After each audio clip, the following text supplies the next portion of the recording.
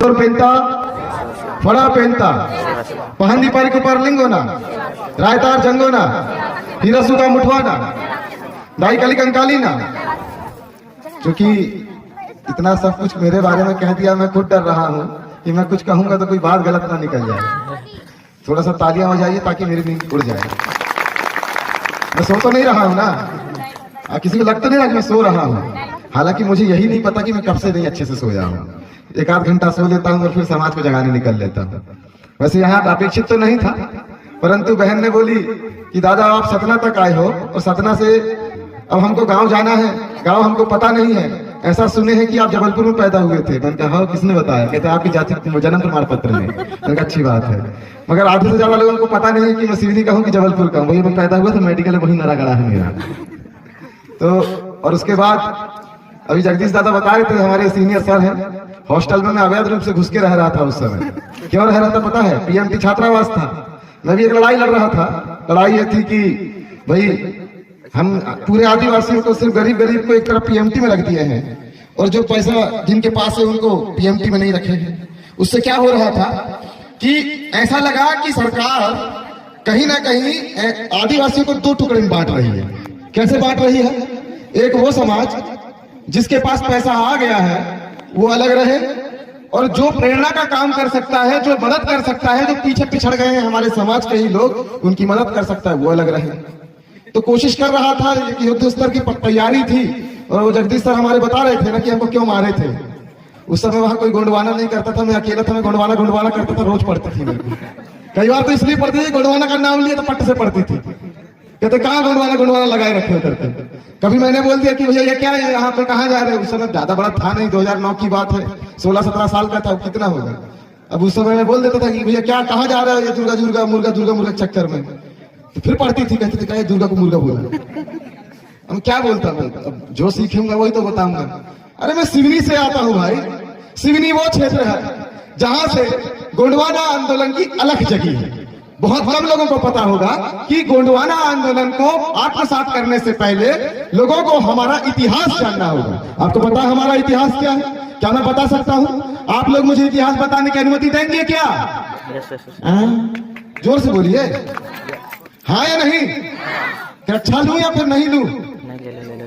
लूं या नहीं लूं? बोलो, अरे जोर से बोलो।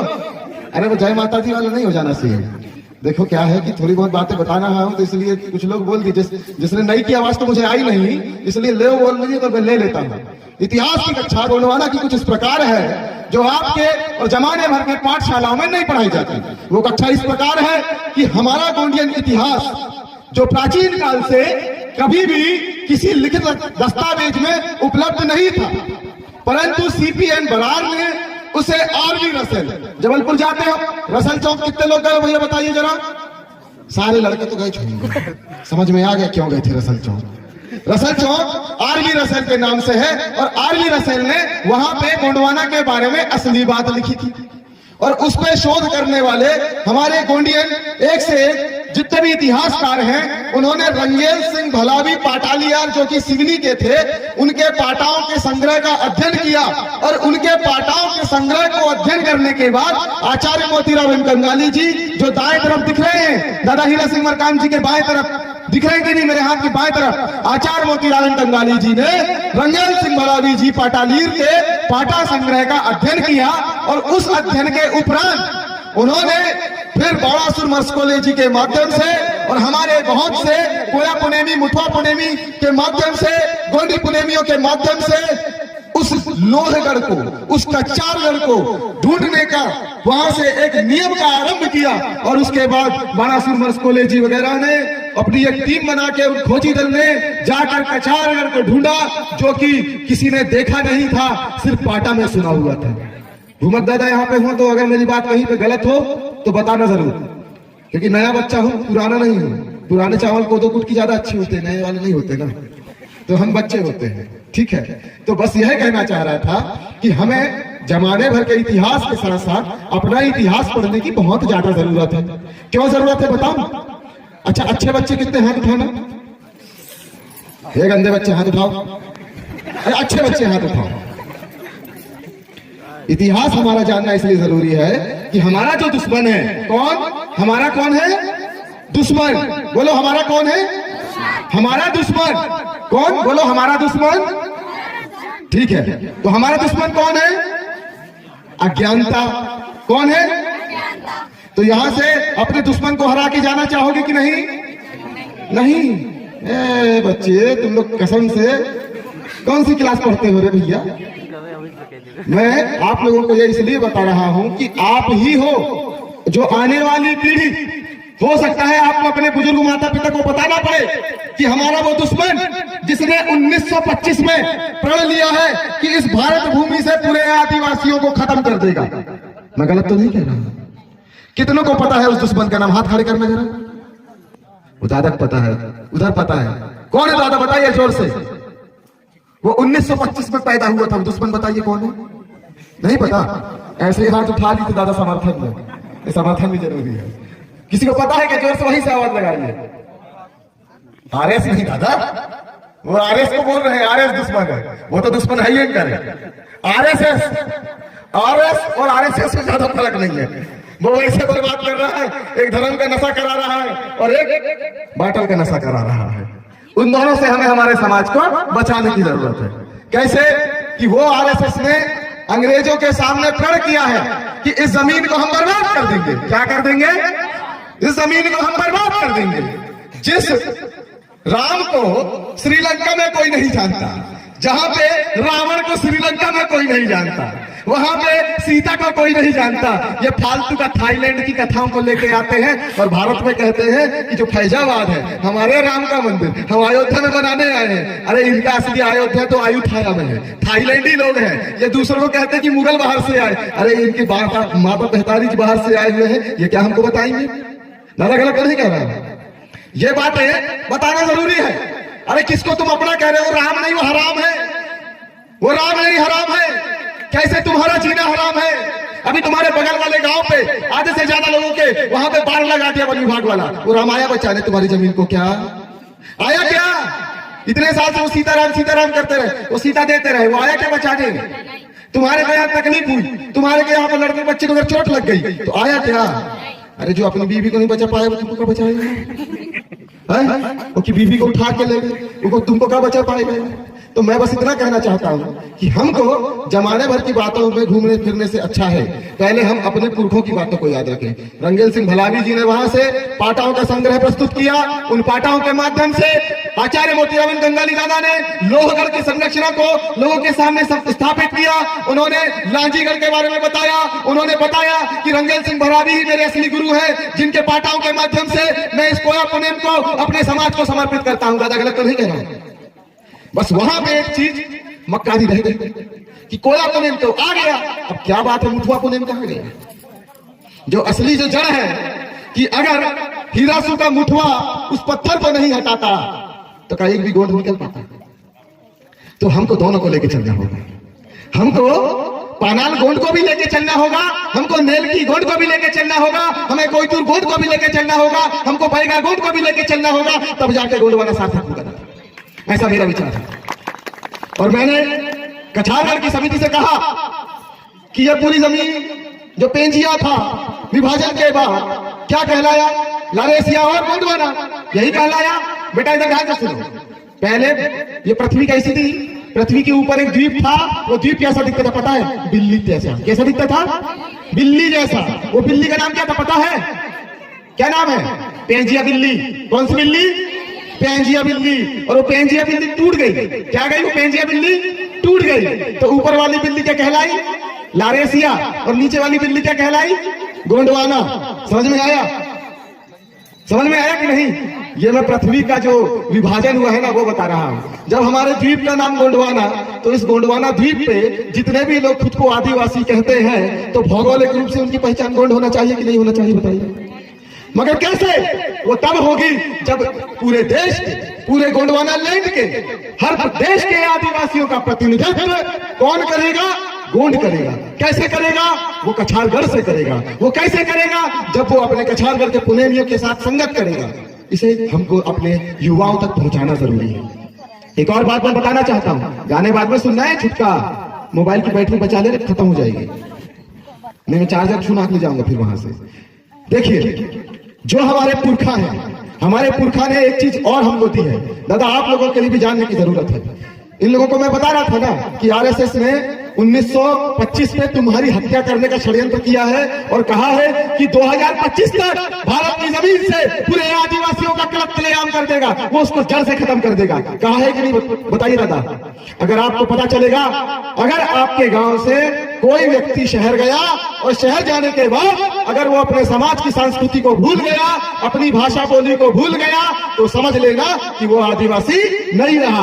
क्यों? क्योंकि 10 तारीख को, इसी महीने की 10 तारीख को कुछ दलाल लोग भोपाल में आयोजन करते हैं, कहते हैं डीलिस्टिंग किया जाए। जिन आदिवासियों को, जैसे गोंड है, गोंड को गोंडी नहीं आती, गोंड है उसका धर्म गोंडी नहीं है, गोंड है परंतु उसको गोंडियन संस्कृति पता नहीं है, तो उसको एक काम किया जाए, उसको गोंड जाति से बाहर किया जाए। और वो गधे लोग क्या नारा लगाते हैं, वो कहते हैं, क्या कहते हैं, ध्यान से सुनना सारे बच्चे, ये गोंडवाने की कक्षा के सारे बच्चे ध्यान से सुनना। वो कहते हैं कि जो महाकाल की जात का नहीं, ऐसा क्या था वो, जो भोलेनाथ का नहीं वो हमारी जात का नहीं। क्या कहते हैं? जो भोलेनाथ का नहीं वो मेरी जात का नहीं। क्या बोल, फिर से बोलो, क्या बोले मैंने? जो भोलेनाथ का नहीं वो मेरी जात का नहीं, यही कहे थे ना, यही नारा लगाए थे ना भोपाल से। इन गधों को बताओ कि जातियां जानवरों में होती है, आदिवासियों में नहीं। जातियां जानवरों में होती है, आदिवासियों में नहीं। और ये जाति का पता कैसे लगा सकते हो? 2 नंबर से। कैसे? 2 नंबर से। वो 2 नंबर क्या? जैसे अपन ने बोले कि घोड़ा है तो उसका 2 नंबर कैसा होगा, पता चल जाएगा ना, लीड होगा। कुत्ता है तो उसका 2 नंबर पता चल जाएगा कैसा होगा। सुअर का 2 नंबर कैसा होगा, पता चल जाएगा। अरे एक चीज बताओ, यहाँ इतना सारा आदिवासी है, वो करके आ जाएगा तो पता लगा के पता चल जाएगा किसके आता है, नहीं ना। मैं इसलिए आपको बता रहा हूँ कि ये जात बनाने वाले, ये जात के ठेकेदार तुम्हारे यहाँ पे आएंगे और तुमको बरगलाएंगे और वो कहेंगे कि तुम वनवासी बन जाओ।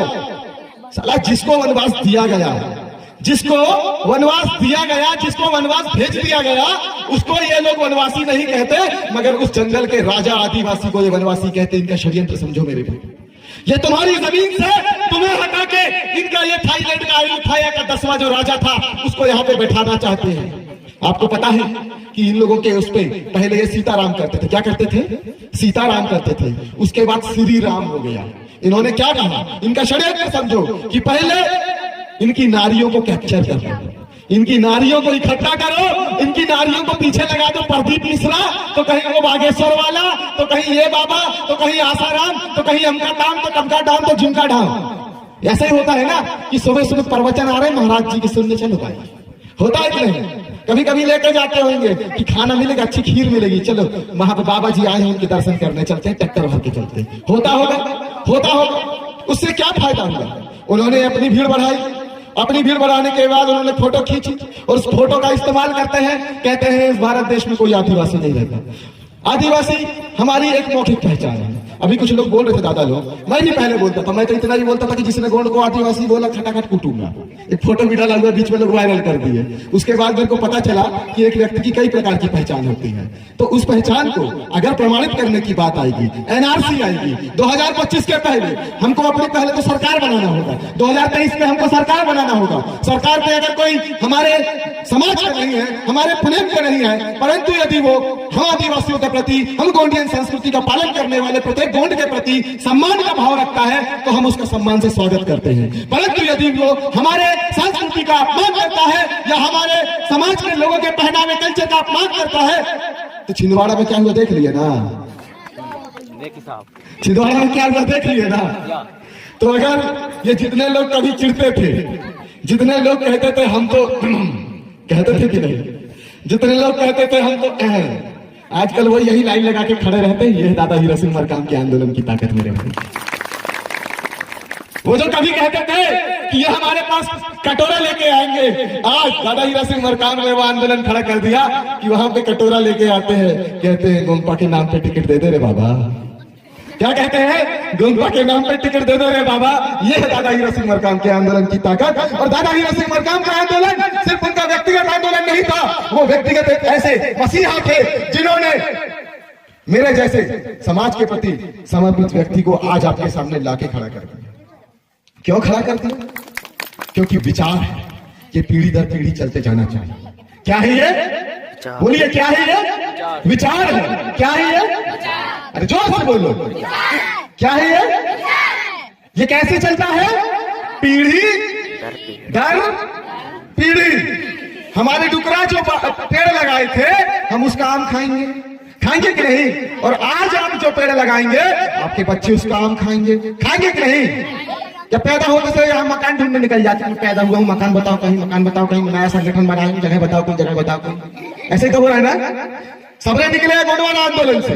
अरे तुम ठीक है, तुम संगठन बनाओ, तुम एनजीओ बनाओ, मगर अधीनस्थ होके हमारे गोंडवाना मूवमेंट के साथ तो चलो। गलत तो नहीं कहूंगा, परंतु कारण है, उसका कारण भी है, और ये हमारे लिए एक विचारणीय प्रश्न भी है, और इसको हमको शॉर्ट आउट करना चाहिए। प्रकाश भैया गलत कहूंगा तो बताइएगा। हमारे मूवमेंट से जुड़ने वाला प्रत्येक व्यक्ति के भीतर सबसे पहली भावना होती है, कौन सी भावना? सेल्फ रिस्पेक्ट की भावना। वो आत्मसम्मान के खातिर गोंडवाना आंदोलन में जुड़ा है। किस लिए जुड़ा है दादा? दादा किस लिए जुड़ा है? आत्मसम्मान के लिए। और जब जो व्यक्ति का संघर्ष की शुरुआत ही आत्मसम्मान के साथ है, तो उसे हर पग पग पे सम्मान मिलना चाहिए, तब जाके देखना हमारा गोंडवाना आंदोलन सफल हो जाएगा। आज ये दुश्मन क्या कर रहे हैं? ये हमारे लोगों को बुलाते हैं, जैसे दादा 2 मिनट आइए एग्जाम्पल के लिए, आइए एग्जाम्पल देना है ना।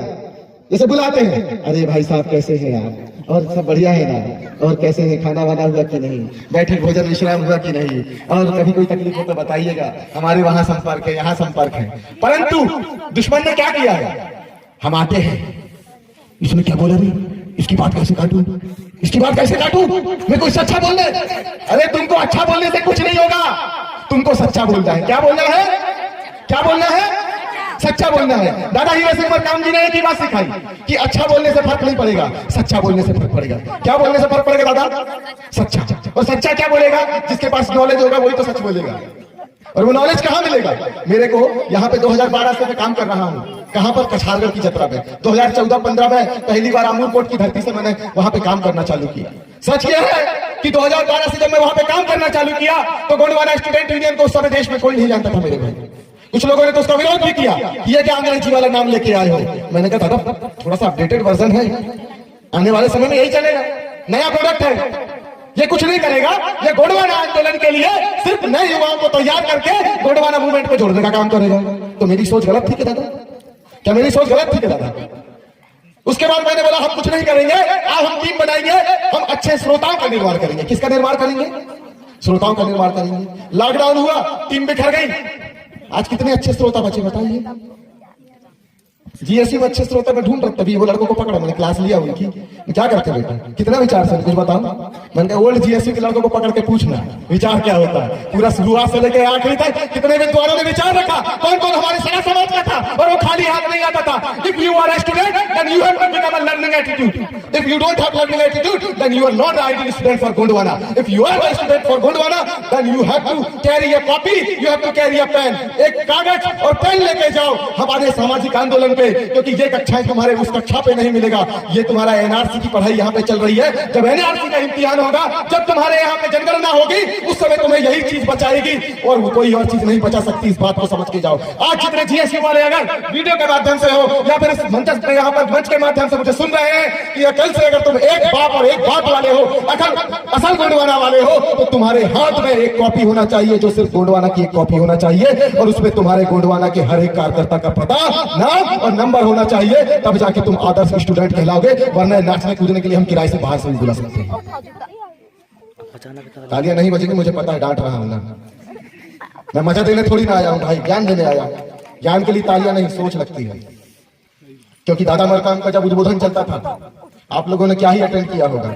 उद्बोधन के बाद दूसरे दिन हमारी सुबह वहां पर कक्षा लगती थी। जब सुबह 7 बजे से बैठाते थे दादा, वहां से जब 5 बजे जाते थे, फ्रेश व्रेश होकर खाना कर उधर से सब आ जाते थे। उसके बाद जब 7 बजे बैठते थे, यहाँ पे गोंपा के पुराने हमारे दादा लोग हैं, उनको पता होगा, जब 7 बजे बैठते थे तो 12 बजे उठते थे। जब 7 बजे बैठते थे 12 बजे उठते थे और 12 के बाद निर्णय देते थे कि जितने बैठे हैं ना वही असली गोंडवाना के रक्त बीज है, बाकी तो चले गए। और जाने वाले को कौन रोक पाया? तो यही दादा का विचार है। दादा ने कहा कि गोंडवाना आंदोलन को मजबूत करना है तो ज्यादा बड़ी बात नहीं, 1 मुट्ठी चावल और 10 रुपया हर आयोजन पे लेके जाओ। और उसके साथ दादा ने कहा कि गोंडवाना आंदोलन में काम कर रहे हर एक कार्यकर्ता को 1 to 10 फार्मूला के साथ साथ उसको यह निश्चित करना है कि उसके क्षेत्र पे अगर कोई व्यक्ति जो गोंडवाना आंदोलन का कार्य करता है जाता है तो उसको कुछ नहीं 2 रोटी प्यार से खिला दे और उसके आने जाने की व्यवस्था करा दे। यही हमारा गोंडवाना आंदोलन वहां से तैयार हुआ था, जो 1 मुट्ठी चावल से तैयार हुआ था। जिन लोगों ने फॉलो किया इस फार्मूले को वो है डोंगरगढ़। उन लोगों ने गोंडवाना बैंक में 7 करोड़ रुपया इकट्ठा कर लिया। कितना इकट्ठा कर लिया? 7 करोड़ रुपया। और यहाँ पे जो लोग बोलते रहे अरे इससे क्या होगा उससे क्या होगा, आज उनके पास 700 रुपया नहीं जेब में है। क्या तुम्हारे पास 700 रुपया है? क्या तुम्हारे पास भैया दादा किसी के पास 700 रुपया है क्या? अच्छा 1200 रुपया किसके पास है बताइए? हाथ खड़े करो जिसके पास 1200 रुपया है किसी के पास 1200 रुपया है दादा? घर में तो होगा। अच्छा घर में किसके पास 1200 रुपया? हाथ खड़े करो जरा। वो दादा के पास है। और किसके पास है 1200 रुपया घर में? घर में किसके पास है? अच्छा दादा कल आप वर्ष 2023 की गोंडवाना गणतंत्र पार्टी की सक्रिय सदस्यता ले लीजिएगा, क्योंकि हमें मिशन को सक्सेस बनाना है, हमें मिशन को सफल बनाना है। एक बात और पूछूंगा, मेरे समाज की जन्मदाता जो हमारी माताएं हैं उनके लिए एक अनुरोध है। माता जी अगर आप तक मेरी आवाज जा रही है, अभी हमारे मुख्यमंत्री ने एक योजना आरंभ की है। क्या नाम है उस योजना का? 1000 रुपये वाली लाडली बहना योजना। ठीक है, लाडली बहना योजना आपके लिए 200 रुपया डिस्काउंट। गोंडवाना गणतंत्र पार्टी की सरकार बनती है तो वो 1000 रुपया के सामने एक शून्य और लगाइए, वही योजना रहेगी, बस शून्य बढ़ जाएगा। बस आपको करना यह होगा, जितने हमारे समाज की लाडली कौन सी योजना बहना है उनको एक बात जाके कहना है कि वो 1000 रुपया वार्षिक सदस्यता के लिए 2023 में गोंडवाना गणतंत्र पार्टी के लिए तैयार कर। और समझता है मिशन चलाना है ना, इज्जत बचाना है ना, आंदोलन खड़ा करना है ना, समाज की इज्जत की परवाह है ना, बच्चों के लिए अच्छे से पाठशाला बनाना है ना। कहां से होगा? कहां से होगा? रास्ता बता सकता हूं भैया, जितनी हैसियत है वही कर सकता हूं। क्योंकि दादा मरकाम ने मेरे को एक ही चीज बताया कि तुमको जीना है समाज के लिए तो समाज के लिए जीते रहो और लोगों को जगाते रहो। और असल में जो मोटिवेशन की बात करते कुछ नवयुवक कहते हैं हमको मोटिवेशन अच्छा लगता है। अरे असली मोटिवेशन तुम्हारी बेइज्जती से होगा।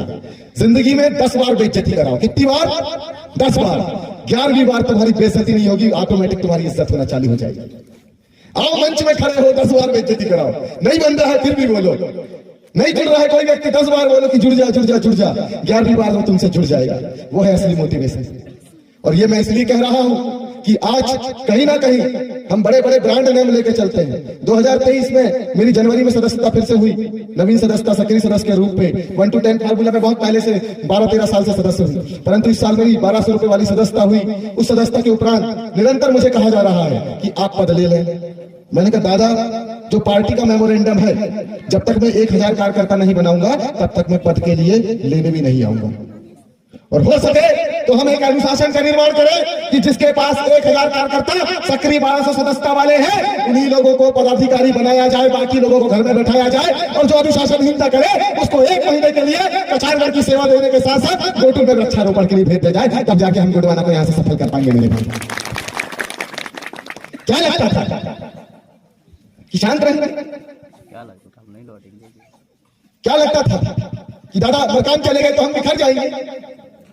अरे दादा मरकाम के एक चीज आपको याद होगा कि हम लोग एनिमिस्ट हैं। क्या है हम लोग? एनिमिस्ट हैं। हम लोग अपने आत्माओं को पूछते हैं, अपने पुरखों की आत्माओं को पूछते हैं। हम आदिवासी लोग, हम मूल निवासी लोग, हम गोंडियन लोग एकमात्र हमारा समाज है जिसके पास सांस्कृतिक विरासत है। इस देश के अंदर किसी और समाज के पास सांस्कृतिक विरासत नहीं है जो कह सके कि हमारी उत्पत्ति इस स्थान से हुई है। सिर्फ गोंडियन समाज है और इसी को सारे देश के साथ साथ पूरे विश्व के आदिवासियों का प्रतिनिधित्व करना है। इस बात को समझिए। और ये तब संभव होगा जब हम अपने पूरे कस्टम ट्रेडिशन को इंप्लीमेंट करने के लिए मोहब्बत के साथ लोगों के बीच जाए। ऐसा नहीं तुमने नहीं मानते तो हम तुमसे लड़ेंगे। अरे ठीक है ना भैया, वो इतने साल से बेवकूफ बना था, धीरे धीरे सुधर जाएगा। आज मैं इधर पे अपना विचार रख पा रहा हूं तो इस मुकाम पे पहुंचने के लिए भी तो मुझे 12-13 साल लगे। पहली, दूसरी, तीसरी, चौथी, पांचवी, छठवीं, सातवीं, आठवीं, नौवीं, 10वीं, 11वीं, 12वीं पूरी हो गई, उसके बाद में जाके यहाँ पे विचार रख पा रहा हूँ। तो मैं ये कहना चाहता हूँ कि मेरे को गोंडवाना की शिक्षा 10वीं के बाद मिलना चालू हुई। तो ये काम करते हैं ना, अपन अपने बच्चों को पहली से शिक्षा देना चालू कर दे। तो जब वो 18 साल का पहला वोटर बनेगा तो पहला वोट उसका कहाँ जाएगा? गोंडवाना गणतंत्र पार्टी के आरी के चुनाव चिन्ह में जाएगा। तो फिर काहे का भाजपा कांग्रेस से लड़ने का डर? अरे भाजपा कांग्रेस से डर ही नहीं है अपने को। ये डर वो लोग दिखाते हैं जो दलाल लोग हैं। अरे वो भाजपा वाले आ रहे हैं, तुम इतना दे दो तो हम इनको रुकवा लेंगे कार्यकर्ताओं के माध्यम से। अरे वो कांग्रेस वाले आ रहे हैं, तुम इतना दे दो तो हम इनको रुकवा लेंगे इनके माध्यम से। उसके बाद हमारे ही समाज के बीच में आएंगे, हमारे समाज से फोटो खिंचाएंगे और जाके वहां पे सौदा करेंगे। होता है कि नहीं? जब मेरे खिलाफ गोंडवाना आंदोलन में विभीषणों ने, जो भिखारी लोग कभी भीख मांगा करते थे 2014 तक, कहते थे प्लीज प्लीज हमारे मोदी जी को ही वोट करना, बाद में आके आज वो गोंडवाना आंदोलन के बीच में झूठ बोल बोल के बड़े अच्छे अच्छे पद लेकर बैठे हुए हैं। उनके पास खुद के 1000 कार्यकर्ता नहीं है, मैंने 10,000 कार्यकर्ता जीएससी के माध्यम से पूरे देश के अंदर खड़े कर दिए थे मेरे भाई। ये मेरी ताकत है। मैंने दादा हीरा सिंह मरकाम जी के विचारों को पकड़ा। दादा हीरा सिंह मरकाम जी ने कहा कहो नहीं करके दिखाओ। मेरे पास एक बिस्तर हुआ करता था, खटिया होता है ना, वैसा एक ट्रंक समझते हैं आप लोग, समझते, जो लकड़ी का एक तखत होता है, उस लकड़ी के तखत के अंदर दादा ऐसे पलट के देखा था जब मैं जबलपुर छोड़ रहा था, तो उसके अंदर से सिर्फ जीएसयू के सदस्यता के फार्म निकले थे और कुछ नहीं निकला था। अब सोच लीजिए कि इस एक पेटी में पूरा जीएसयू की सदस्यता का फार्म है, तो वहां पर तो मेरे को लगता है कि कम से कम मैंने जहां जहां गया तो तकरीबन होना हो 50,000 के आसपास सदस्य बनाए थे। और उस समय सिर्फ 10 रुपया शुल्क लगता था, 10 रुपये की सदस्यता होती थी। और उस तरीके से आंदोलन को खड़ा किया था वो जीएसयू कार्यकर्ता, हर महीना 10 रुपया बचाता था और उसी को हम गोंडवाना आंदोलन में लगाते थे। तो दादा मरकाम ने कहा था कहो नहीं करके दिखलाओ, हमने करके दिखलाया। और जब हम करके दिखलाए तो हमने आलम ये कर दिए कि जिस दिन इन्होंने रानी दुर्गावती को गोंडवाना की जगह गोंडवन की रानी कहा, तो हमने इनके पहले पोस्टर पोस्ट दिए कि गोंडवन नहीं, 2 आ की मात्रा लगाएंगे। लाओ जीएससी कार्यकर्ता सब लोग आ जाओ, 2 पैंट लेके आओ, सफेद वाला पैंट लेके आओ, पोतते जाओ पोतते जाओ पोतते जाओ, जहां पे पैंट खत्म हुआ अब नीचे से पोस्टर फाड़ते जाओ फाड़ते जाओ फाड़ते जाओ। ये काम किया, आरएसएस की हिट लिस्ट में आ गया। अरे ये लड़का बहुत आगे काम कर रहा है, अब गोंडवाना के अंदर अपने लोगों को डालो। अगर इस लड़के के हाथ में नेतृत्व रहा तो आने वाले समय में गोंडवाना के युवाओं का आंदोलन इतना मजबूत हो जाएगा कि आरएसएस को यहां से छुट्टी कर देगा। क्यों? क्योंकि इसके साथ तकलीफ है। ये जब मंच से होता है तो बड़ा खतरनाक होता है, और बाद मंच के बाहर मिले तो ऐसे कहता है भैया जी भैया बताइए, ऐसा हो जाता है। तो ये 2 टाइप का आदमी है कि मंच से खतरनाक है और नीचे डाउन टू अर्थ है। मगर हाँ, अगर मेरे को पता चल जाता है कि ये इंसान दलाल है तो फिर मैं उसके लिए भी खतरनाक हो जाता हूं। क्यों? कारण है ये लोग बैरियर बनाते हैं। क्या बनाते हैं? बैरियर बनाते हैं। कैसा बैरियर बनाते हैं? ये नए नेतृत्व को नहीं आने देना चाहते, ये नए लोगों को जुड़ने नहीं देना चाहते। और जब नए लोग बहुत अच्छे प्रखर वक्ता बन जाते हैं, इसी गोंडवाना आंदोलन के विचार को समाज के बीच रखना चालू कर देते हैं, तो उनके बारे में कहते हैं कि अरे ये लोग कैडराइज नहीं है, कुछ भी बोलते रहते हैं। अरे इनके कैडराइज नहीं होने का मतलब क्या है मैं आपको बताता हूं मेरे भाई। ये वही लोग हैं जिनको डर लगता है अरे हमसे अच्छा आ गया तो हमारा क्या होगा। ये वही लोग हैं, ये वही लोग हैं, कहते हैं हमसे अच्छा आ गया तो हमारा क्या होगा। अरे चिंता मत करिए भैया, मेरे दादा हीरा सिंह मरकाम जी के काडर का जो व्यक्ति है ना, जो असली काडर का व्यक्ति है, जो होटल और बोतल से फ्री रहने वाला व्यक्ति है, वो व्यक्ति जानता है कि क्या होगा। मिशन खड़ा होगा और कुछ नहीं होगा। जितने पाटन छाप लोग हैं वही कहते हैं कि हमसे अच्छा बोलने वाला आ गया तो क्या होगा। और इस बार 2023 में जितने लोग हमारे आदिवासी समाज को गुमराह करने का काम कर रहे हैं, तुम्हारे देश बीजेपी कांग्रेस किसी के इशारे पे काम कर रहे हैं, उनको भी हम इस बार उखाड़ेंगे और तरीके से उखाड़ेंगे, क्योंकि जब तक तोड़ेंगे नहीं तब तक छोड़ेंगे नहीं। और इस बार गोंडवाना की सरकार बना के रहेंगे। क्यों मेरे भाई? क्योंकि इतने सालों से हमारी आखिरी लड़ाई है। कौन सी लड़ाई है? हमारी आखिरी लड़ाई है। क्योंकि अगर यदि 2025 आया तो ये लोग हिंदू राष्ट्र बनाएंगे, और हिंदू राष्ट्र का सीधा मतलब है कि तुम्हें नीच जात का बना के तुम्हारे सर पे ये क्या कहते हैं, तरिया क्या बोलते हैं यहाँ पे? नहीं नहीं नहीं, चप्पल क्या बोलते हैं? तरिया कहते हैं ना, हमारे तरिया कहते हैं। तुम्हारे सर में चप्पल रखवाएंगे, तुम्हारे गले में हंडी बनवाएंगे और पिछवाड़े में झाड़ू लगवाएंगे। कहेंगे कि हिंदू धर्म के मुताबिक तुम ना तो ब्राह्मण हो, ना तो तुम क्षत्रिय हो, ना तो तुम वैश्य हो, तुम हो क्या? शूद्र। और शूद्र मतलब क्या होता है? नीच जात का। क्या होता है? नीच जात का। ये षड्यंत्र ये लोग खेल रहे हैं। मैं आपको ये बात बताना इसलिए चाह रहा था क्योंकि अगर ये लोग सफल हो गए तो आज हमारे पुरखों ने सोने के सिक्के चलाए, हमारे पुरखों ने हमारे लिए इतनी जमीनें इकट्ठी करके दी। आपको पता है इस भारत भूमि का सबसे रईस आदमी कौन है? वो है आदिवासी, वो है गोंड है। क्यों? क्योंकि उसकी जमीन के अंदर क्या है? उसके जमीन के अंदर देश के दूसरे सबसे बड़े अमीर आदमी की नजर है। क्या है? अमीर आदमी की नजर है। और कुछ उन्हीं नजर लगाने वालों के एजेंट बन के हमारे बीच में घुसाते हैं, उनको भी हम तरीके से इस बात तैयार कर देंगे। मैं कहता हूं मेरे भाई, लोग कहते हैं कि चंदा लेके प्रोग्राम करते, अरे मेरे भाई सौदा तो नहीं करते। अभी आया हूँ यहाँ पे डंके की चोट पे बोलूंगा दादा लाओ 100 रुपया दो यार, मेरे को 1000 रुपये का पेट्रोल डलाऊंगा, अगला प्रोग्राम करने जाऊंगा। मैं जाके किसी नेता से तो नहीं बोल रहा ना कि दादा मेरे पास इतनी भीड़ है, लाओ मेरे को 10,000 दो, मैं भीड़ को तुम्हारे समर्थन में लाऊंगा। अब वो 100 रुपया लेना अच्छा है या दलाली का 10,000 रुपया अच्छा है? बताइए दादा कौन सी चीज अच्छा है? 100 रुपया अच्छा है ना? तो ये चीज करके हम आंदोलन को खड़ा कर सकते हैं और इतना हमारा समाज का व्यक्ति हर एक दूसरे व्यक्ति के लिए कर सकता है, ना कि दलाली करने की जरूरत हमको पड़ेगी। और दादा हीरा सिंह मरकाम का मूवमेंट जो है, अरे इतना ही दलाली करना है ना तो अपने गांव में जाओ और गांव में जाके सब्जी इकट्ठी करो और सब्जी को मंडी में लेके आओ और यहाँ से सस्ते दाम पे ले जाकर महंगे दाम में खींचो, वहां भी जब बेचोगे तो वहां से आए हुए पैसे की दलाली करो ना, वो पैसे को अलाउ भी करता है। दलाली करो तो थोड़ी सिद्धांत की दलाली करो जो समाज को फायदा दे। यहाँ से गेहूं खरीदो और गेहूं को उचित दाम में ले जाके बेचो, वो दलाली करो। व्यापारी सेट करो, वो दलाली करो, जिससे समाज को फायदा हो, आपको फायदा हो। इससे समाज को कुछ फायदा हो रहा है क्या? कि इतने साल से हम लोगों ने मूवमेंट चला के जमाने को खड़ा किया और मूवमेंट से माध्यम से युवाओं को खड़ा किया।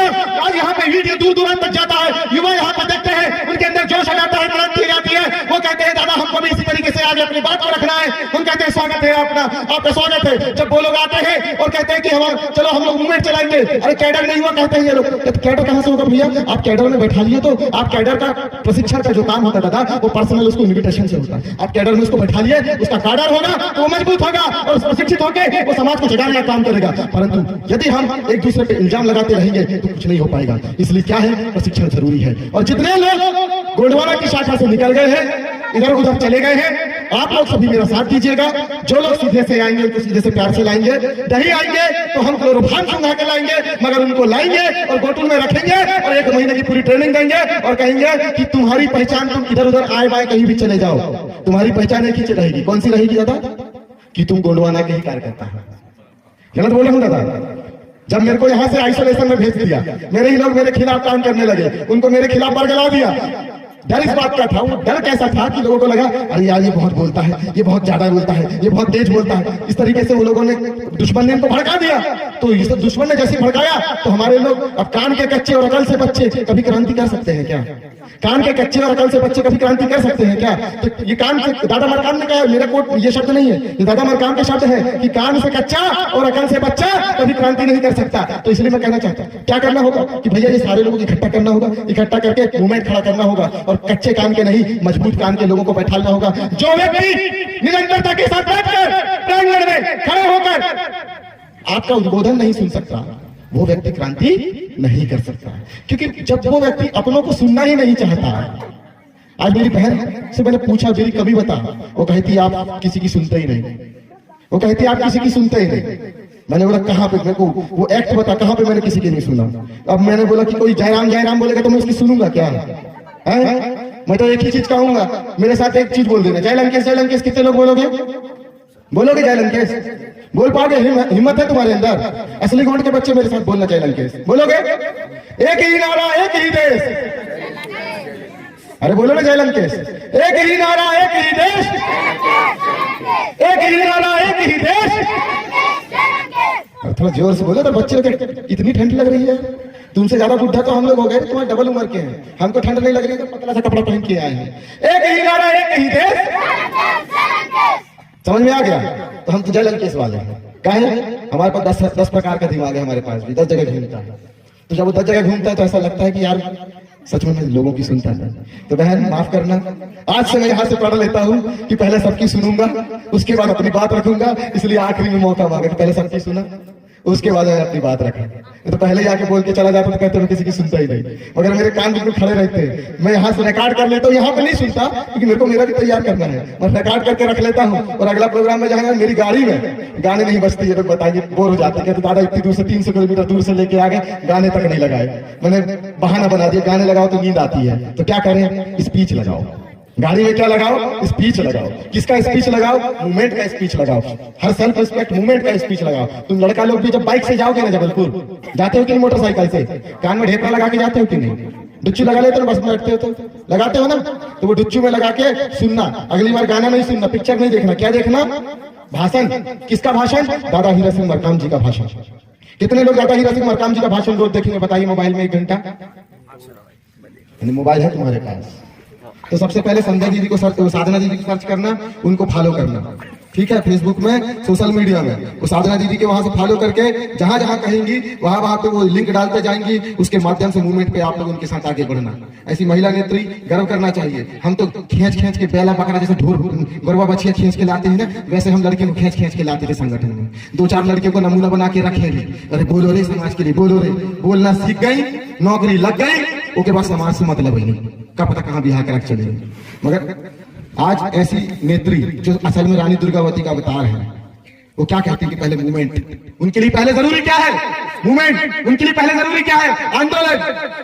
और ऐसे आंदोलन को लेके चलने वाली जब नेत्री हमारे बीच में है तो साक्षात रानी दुर्गावती का अवतार है और कोई नहीं है। बस इतना है कि उनने तलवार को उठा ली है, अब उस तलवार को चलाना हमारा गोंडवाना गणतंत्र पार्टी का काडर सिखाएगा और कोई नहीं सिखाएगा। तो तैयार है? तो वहां पे बताइए दादा हीरा सिंह मरकाम जी के सपने को पूरा करने के लिए 1 to 10 फार्मूला में कितने लोगों ने 10 लोग जोड़े हैं? 10 कार्यकर्ता किस किसके पास है? पक्का है? खड़े करो 10 कार्यकर्ता तुम्हारे अभी नहीं है ना? होगा खेल, होगा खेल। दादा मरकाम ऐसी क्लास लेते थे। दादा मरकाम की जब काडर होती दादा ऐसी होता था ना। आप लोग तो अटेंड किए होंगे, आप तो किए होंगे अटेंड। वो पूछते थे हाँ किसके पास 10 कार्यकर्ता है? 2-4 लोग शान पट्टी को उठा लेते थे, एक बार मैं भी उठा लिया। ऐसा कहा है तुम्हारे 10 कार्यकर्ता? अच्छा, उस मेरे पास में 1 to 10 फार्मूला का पर्चा था, मैंने वहां से नाम लेना चालू किया। ये इधर इधर से ये करता है, ये इधर पे रिपोर्टिंग दिया। कहते अरे वो कागज पत्ता मत दिखाओ, ऐसे 10 कागज मेरे पास पड़े हुए, सामने कहाँ खड़े वो दिखाओ। मैंने कहा दादा हो गया, दादा बहुत बेइज्जती हो गई, अब आप जबलपुर आओ, वही दिखाएंगे। और 1 लाख आदिवासियों के साथ, 1 लाख गोंडवाना के कार्यकर्ताओं के साथ जब हमने रानी दुर्गावती की मूर्ति लगाने के लिए गुलागोताल का घेराव करके आंदोलन किया, तो उस दिन फक्कन सिंह कुलस्ते वहां से बेरंग लौट गया, ऐसे कुर्सी से धक्का देके भगाए थे, कहे चल निकल, समाज से बंद तू आज से। और उसके बाद दूसरे दिन पत्र में छपता है कि गोंडवाना के नेताओं ने फक्कन सिंह कुलस्ते को किया समाज से बंद। यह गोंडवाना की ताकत है। काम करते रहना पड़ेगा, मत ढूंढो ना, गलतियां मत ढूंढो। असल में जब हम गलतियां ढूंढते हैं, अरे ये इससे ये नहीं हो रहा, हम उन्हीं चीजों को देख पाते हैं जो हमारे भीतर होती है। ये बात भी मैंने उसको बताई थी कि हमारा जो दिमाग है, अगर हम किसी के ऊपर, किसी के भीतर कुछ गलतियां देख रहे हैं, तो हमारा दिमाग भी वही समझ पाएगा जो गलतियां आपके अंदर हैं, जो विसंगतियां आपके अंदर हैं। आपको साफ करने वाले के अंदर सिर्फ वही नजर आएगा और कुछ नजर नहीं आएगा, क्योंकि ये मानव मस्तिष्क है, इसको अच्छी चीज देर से और बुरी चीज पहले समझ में आती है। शुक्र बुरा नहीं मानना, ठीक है? नहीं तो पता चले इधर से जा रहा हूँ बंदूक लगवा के और राजा शंकर साह रघुनाथ साह को उसने दास ने उड़वाया था, तू मेरे को उड़वा। बुरा तो नहीं माना ना? ठीक है, तेरे भारे में आऊंगा और मुर्गा भी खाऊंगा, ठीक, खुश, और ज्यादा पैसा दे के जाऊंगा। मेरा कहने का मतलब यह है कि बहुत लंबी चर्चा हो जाती है, और मैं लंबी चर्चा इसलिए करता हूं क्योंकि जरूरत है चर्चा करने की। ये मंच जो सजाया जाता है, ये मूवमेंट के पैसे से आता है, मनोरंजन के पैसे से नहीं आता है। ये जो मंच बनता है, मनोरंजन के लिए इंसान पिक्चर देख सकता है, टीवी देख सकता है, परंतु जब ये मंच बनता है तो इस मंच पे जो पाई लगाता है, ये वही व्यक्ति लगाता है जिसके अंदर गोंडवाना के प्रति सकारात्मक भाव और उसके लिए समर्पण का विचार हो। तो मेरा ये मानना है कि जो इंसान इतनी देर तक टिक पाता है, मैं 12 के बाद वाला निशाचर आज रही हूँ, क्या हूँ मैं? नरकासुर, अमरकंटक पे भी नरकासुर मिलूंगा, और गोंडवाना के जितने आंदोलन के नरकासुर कहते हैं मेरे को। क्यों? मैं कहता हूँ छठे हुए बदमाश चाहिए, क्योंकि मेरे को क्रांति करनी है, मनोरंजन नहीं करना है। कुछ लोग होते हैं ना, कहते हैं कि मेरे को भीड़ के बीच में बोलना है। अरे भीड़ के बीच में क्या बोलोगे रे, अपनों के बीच में बोलो तो मजा आए। क्योंकि दादा मरकाम भीड़ के बीच में भाषण देते थे, मगर जब पूरी भीड़ छट जाती थी तो अपनों को कहते थे आओ मेरे साथ, तुम असली गोंडवाना के क्रांतिकारी हो, और पूरा गोंडवाना का जो मनोरंजन करने आए थे वो चले गए। यहाँ की जिम्मेदारी तुम लोगों को लेके जाना है। और सच में दादा हीरा सिंह मरकाम जी का वो आंदोलन, दादा हीरा सिंह मरकाम जी ने जो राजनीतिक चेष्टा हम लोगों को दी है, उस चीज को हमको हमारे समाज के बीच काडर के माध्यम से रखना होगा। अभी हमारे बीच में एक दादा है, कहाँ गए वो? भारत दादा है ना, वो भारत दादा हमको हर जगह मिलते हैं, और उनके पास एक डायरी जरूर रहती है। वो एक ऐसा स्तंभ है जिसके पास गोंडवाना आंदोलन के हर एक व्यक्ति की जानकारी है। एक भारत दादा नहीं, हमको 1000 भारत दादाओं का निर्माण करना है। इस बात को यहाँ से लेके जाओ। हमारी बहन कह रही थी कि भैया इतनी दूर इतने जंगल में कोई प्रोग्राम करता है क्या? मैंने कहा असली आदमी जो होता है जंगल में रहता है, जो असली गोंड है उसकी जो पहचान है जंगल के अंदर ही होती है। आपको बाहर कंक्रीट के जंगल में नहीं, हरियाली के जंगल में अपना आदिवासी समाज का व्यक्ति मिलेगा, अपना गोंडवाना का व्यक्ति मिलेगा। उसके लिए हमें जाना होगा, उसे जगाने हमें जाना होगा। क्योंकि आपको समझना होगा कि हम शहर शहर की जो चकाचौंध में खोने से बेहतर है कि गांव गांव पे ऐसी जगह पे उद्बोधन करें, ऐसी जगह में प्रोग्राम करें जहां पे लोग हमारी बातों की वैल्यू करें। शहर में प्रोग्राम होगा तो वहां पे शहरी लोग कब खत्म करेगा यार, मेरी बारी कब आएगा यार, ऐसा होता है। वैसे गांव में प्रोग्राम होगा तो क्या होगा, नहीं जगाओ, जितना दम है 12 साल से जितना तुमने सीखा है पूरा बताओ, इतना भी छूट गया तो तुम गोंडवाना का बच्चा नहीं। ये भावना होती है क्योंकि मनोरंजन हो जाएगा, मनोरंजन होता जाएगा। दुश्मन चाहता है कि हम लोग मनोरंजन की तरफ मुड़ जाए, इसलिए ग्लैडस्टोन टुंडू ने एक किताब लिखी। उस किताब में क्या लिखा कि आदिवासी विल नॉट डांस।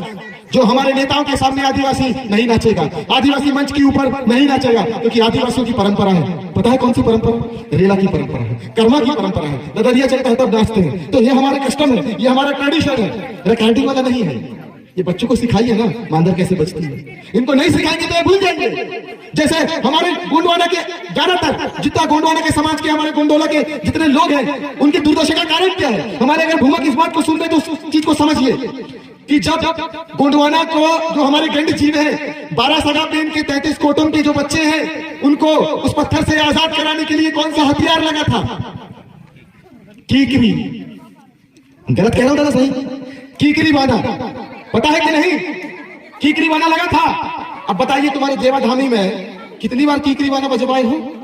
ये प्रोग्राम चालू हुआ, यहाँ पे हमने अपने देव पूजन किया। ऐसा नहीं है कि कीकरी बाना पता नहीं होगा। क्या यहाँ पे कीकरी बाना लेकर कोई नहीं आया? तो जब हमारा उत्पत्ति ही कीकरी बाना के युद्ध से हुआ है तो जो इन लोगों के दिमाग में पत्थर जो अटका हुआ है मनुवाद का, वो भी तो कीकरी बाना से ही निकलेगा ना, निकलेगा कि नहीं दादा? तो आगामी जो हमारा यहाँ का प्रोग्राम हो उसके लिए हम प्रण लें कि हम कीकरी बाना करें। और बहुत अच्छा लगा, बहुत भव्य लगा कि यहाँ के सरपंच साहब, धन्यवाद प्रेषित करता हूँ कि आपने इतना अच्छा प्रांगण यहाँ पे तैयार किया खैरोदाई के लिए। बस खैरोदाई के साथ साथ एक प्रण ले। बच्चे आप लोग यहाँ थोड़ी देर सुनना, शांत बैठ जाओ, बस बाद में बात कर लेना। कि हमारे उस पे एक नियम है, हमारे जो पुरखे हैं जिनको हम दफना देते हैं, उसके बाद उन पुरखों की आत्मा के विचार को लेके हम माघ पूर्णिमा में कछारगढ़ जाते हैं, जिसे गोंडों की मुक्ति स्थली कहा जाता है। गलत सही दादा? तो कछारगढ़ के वहां पे हम अपने जो पुरखे की आत्मा है वो दाई कली कंकालिन के पास छोड़ देते हैं कि अगर हमारे पुरखों की आत्मा के ऊपर कोई दूसरा प्रहार हुआ हो या वो कमजोर हुई हो तो वो आत्माएं यहाँ पे कछारगढ़ में दाई कली कंकालिन के ठाणे पे फिर से उनके आशीर्वाद से मजबूत हो जाए। क्योंकि हम एनिमिस्ट हैं और ये आरवी रसेल ने भी लिखा है, हम आत्माओं को पूजने वाले लोग हैं। उसके बाद हमारे देव कहाँ रह जाते हैं? कछारगढ़ में रह जाते हैं। उसके बाद वहां से लेके चैत पूर्णिमा तक, कब तक दादा? चैत पूर्णिमा तक कोई शुभ काम नहीं होता। फागुन के महीने में कोई शुभ काम नहीं होता। उस समय आंदोलन होता रहता है परंतु कोई शुभ काम नहीं होता। मड़मिंग नहीं होती, जागरण नहीं होता, ठीक है। उसके बाद कोई भी उद्घाटन नहीं होता। अब जितने लोग इस फागुन के महीने में मड़मिंग किए हैं, अब देखो ना, जाके पता करना, कहीं का बच्चा नहीं हो रहा, किसी का कुछ नहीं हो रहा, कोई परेशान चल रहा है, हो गया है तो शैतान निकल गया है, बहुत परेशान कर रहा है, जीवन आर्थिक तंगी से गुजर रहा है। ये क्यों हो रहा है? क्योंकि हम अपना कस्टम ट्रेडिशन को फॉलो नहीं करें। उसके बाद चैत्र पूर्णिमा के दिन भीमाल पेन जाओ, और भीमाल पेन शक्ति है, और वहां की शक्ति से एक पत्थर लेके आओ और अपने खैरोदाई के थाने पे उस पत्थर को रखो। दुश्मन हमारे आदिवासियों को हमारी जमीन से लोहा निकाला, लोहे का त्रिशूल बनाया, हमसे हमारी जमीन छीन ली और हमारी जमीन का जो लोहा है उसका त्रिशूल बना के हमको ही बेच रहा है। तो बेवकूफ कौन? खरीदने वाला या बेचने वाला? खरीदने वाला बेवकूफ है, वो हमको ही बेच रहा है और हम बड़े चाव से खरीद रहे हैं और बेवकूफों की तरह कांधे में लेके जा रहे हैं कि बोल बम भोले, बम भोले, थोड़ा सा पी के भोले, थोड़ा सा पी के भोले, ऐसी कर रहे हैं ना। गांजा पी ले, दारू पी ले, बम भोले। और इस बात को कि आप बेवकूफ बने रहे, इसलिए हमारा जो नरका पंडुम है, शंभू नरका पंडुम है, उस शंभू नरका पंडुम को इन्होंने शिवरात्रि बना दिया। क्या बना दिया? शिवरात्रि। उस शिवरात्रि बनाने के बाद वो हमारे ही लोगों को क्या बोलते हैं? अरे आप तो महादेव के भक्त हैं, आप तो बड़ा देव तो जय है।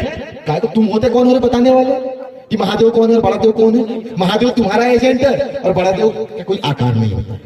वो फड़ा पेन है, परम शक्ति परमेश्वर है, उसका कोई आकार नहीं होता। तो ये क्या तुमने लिंग रख दिया साथ में?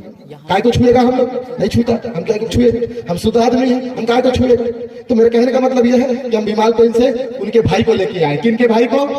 अपनी खेरोदाई के भाई भीमाल पेन है, वहां से उनको लेके आए और उनका सुमरनी पाटा किकरीवाना से करवाए। मैं बता रहा हूं कि रातों रात वो जादू होना चालू हो जाएगा, आपके गांव की सूरत बदलनी चालू हो जाएगी, शक्ति तैयार हो जाएगी। इसी के साथ बस मैं इतना कहूंगा कि अब ज्यादा हो रहा है। हमारे समाज के अंदर अब बैठने की क्षमता खत्म हो चुकी है, अपनों के साथ रहने की क्षमता खत्म हो चुकी है। परंतु एक बात पूछूंगा, कितने लोग कार्डर लेना चाहते हैं? हाथ खड़े करें। कितने लोग गोंडवाना का कार्डर लेना चाहते हैं? बताइए। या 18 से नीचे वाले हाथ नीचे रखो, अभी 18 से ऊपर वाले बताओ। 8 साल वाले नहीं बता भैया दादा, 18 80 वाले नहीं, 18 साल से ऊपर जो जो कैडर लेना चाहते तो खड़े हो जाओ। खड़े हो ना अपनी अपनी जगह में, मैं देखो तो जरा। अब हाथ खड़े करो कि कौन कौन कार्डर लेना चाहते हैं। मैं पार्टी के जो वरिष्ठ पदाधिकारी हैं, आप अपना नाम, पता, नंबर मुझे नोट करा देना।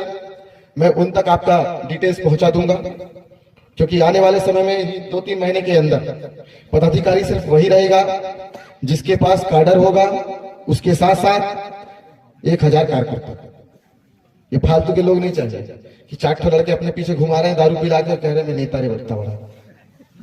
तुम नेता हो तो दिखाओ ना तुम्हारा लाओ लश्कर। तुम राष्ट्रीय अध्यक्ष हो, महासचिव का, तो तुम्हारी भीड़ तो दिखाओ। तुम जे प्रकोष्ठ के वो प्रकोष्ठ के, तुम्हारा प्रकोष्ठ तुम्हारे पीछे चलना चाहिए। ये बात रिकॉर्ड नहीं करना है, कार्ड देना, ये कार्डर लेवल की बात है। क्योंकि दिल दुखता है, ये हम लोगों का मंच है और हम लोगों के, हमारे गोंडों का मंच है।